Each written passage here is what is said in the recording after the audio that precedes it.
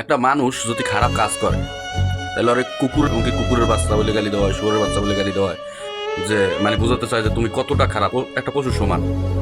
কিন্তু আসলে ভাই কুকুর, মানুষ সৃষ্টির সেরা জীব, কিন্তু মানুষ কি ভালো না কুকুর ভালো?